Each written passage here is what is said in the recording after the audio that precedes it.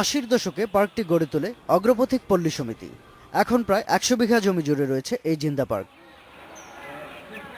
পূর্বাচলের জমি হিসেবে অধিগ্রহণ করার পর ২০০৮ সালে প্রতিষ্ঠাতাদের উচ্ছেদে প্রথম উদ্যোগ নেয় রাজুক। পরিচালনা প্রতিষ্ঠান হিসেবে লিজ দেয় মেঘনা ভিলেজ রিসোর্ট নামে একটি প্রতিষ্ঠানকে।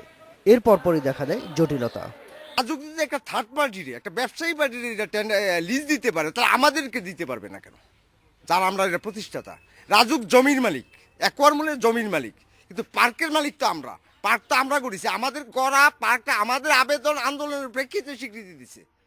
এখন আমরা পরিচালনার দায়িত্ব চাই। পুরো পার্ক আমরা যেভাবে করছি ইনশাল্লাহ আমরা সেইভাবে রক্ষা করব। আমাদের সকলের প্রাণ দেওয়া হলো আমরা এই পার্ক রক্ষা করব।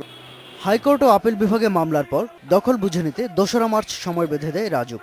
এবার সক্রিয় হয়ে ওঠে পরিবেশবাদী সংগঠনগুলো। যদি কোম্পানির সাথে লিজ করা যায়, গুলশান বনানী বাড়িধারা সোসাইটির সাথে এগ্রিমেন্ট করা যায়, তাহলে জিন্দা পার্ক নিয়ে স্থানীয় জনগোষ্ঠীর সাথে কেন এগ্রিমেন্ট করা যাবে না?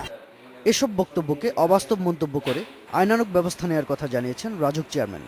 এখানে যতগুলো স্ট্রাকচার আছে, গাছপালা আছে, প্রত্যেকটার মূল্য, প্রত্যেকটা গাছপালার মূল্য, প্রত্যেকটা স্ট্রাকচারের মূল্য সেই মালিকদেরকে আমরা দিয়ে দিছি। এখন এটা জোর করে তারা এতদিন পর্যন্ত তারা বিনা পয়সায় এটাকে ভোগ দখল করেছে। এদিকে পরিবেশ নষ্ট হয়ে যাওয়ার আশঙ্কায় পরিচালনাকারী পরিবর্তনের পক্ষে নয় স্থানীয়রাও। শাহাদাত স্বপন, ইন্ডিপেন্ডেন্ট নিউজ, জিন্দা পার্ক, নারায়ণগঞ্জ।